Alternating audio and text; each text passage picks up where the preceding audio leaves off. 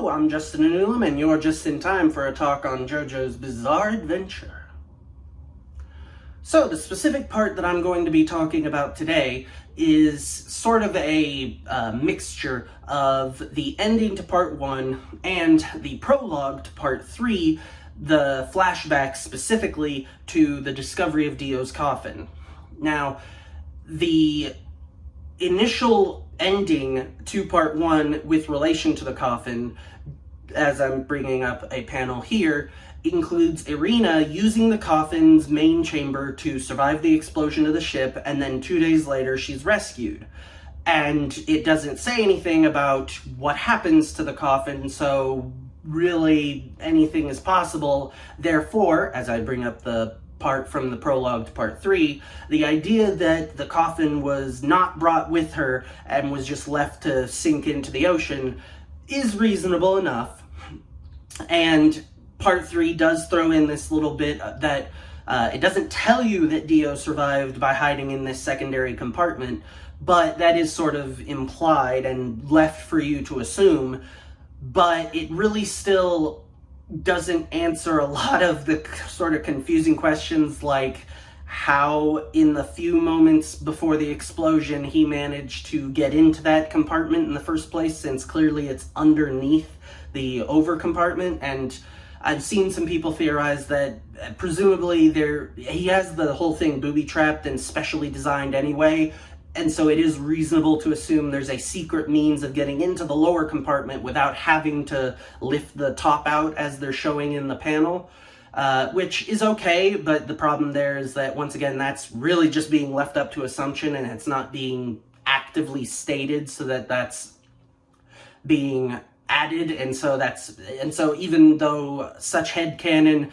does help alleviate the question, it's still headcanon. It's not actually, there in the material. And another sort of issue that my proposal is going to be trying to address is, if we go back to the panel from the end of part 1,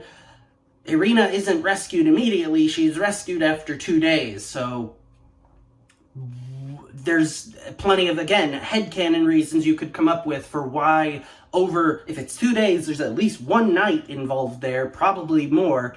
Why wouldn't Dio have attacked Irina during that time or something? Why would he,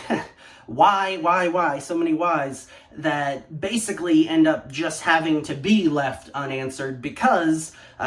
no real answer is given. Kind of. And this is kind of my point about the whole thing. If I flip back to the beginning of part 3, the bit with Dio's coffin is said here to be 4 years earlier. So this is already not being told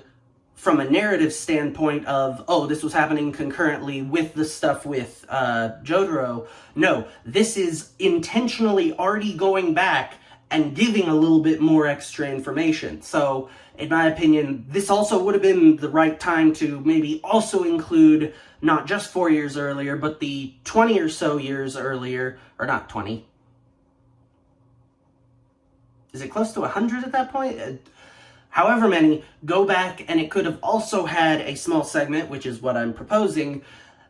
from Dio's perspective, showing him using whatever secret compartment or whatever method to get into the coffin, and then perhaps giving some form of his inner monologue, talking about how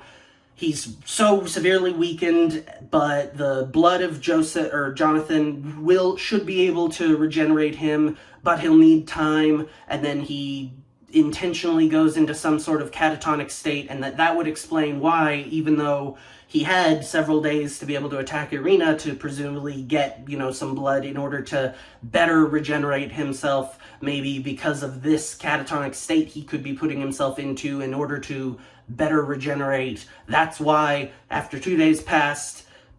some period of time later, maybe he did wake up, but by that point, the coffin's on the bottom of the ocean and he has nowhere better to be, so he decides, well, I'll just wait around here until it's discovered, or maybe, I don't know, there's a lot of different possible ways you could do it, but the long story short is that I think that it would help the story a lot to leave less of this up to a lot of whys that don't have answers, and instead, especially, like I said, because the story was already taking time to say, you know, some time ago, explanation for what's happening now, it could have, and in my opinion here, should have taken the time to also given us a little bit more of Dio's perspective of why did he end up in a coffin at the bottom of the ocean for 100 years, when, especially being a vampire and not being that far off the coast, being a vampire, he doesn't need to breathe, so presumably he could have just, you know, either swam or walked to, you know, land, certainly within 100 years, so it's really confusing and not particularly sensical as is, because we just don't have any explanation from him. So it would have been nice to have inserted some,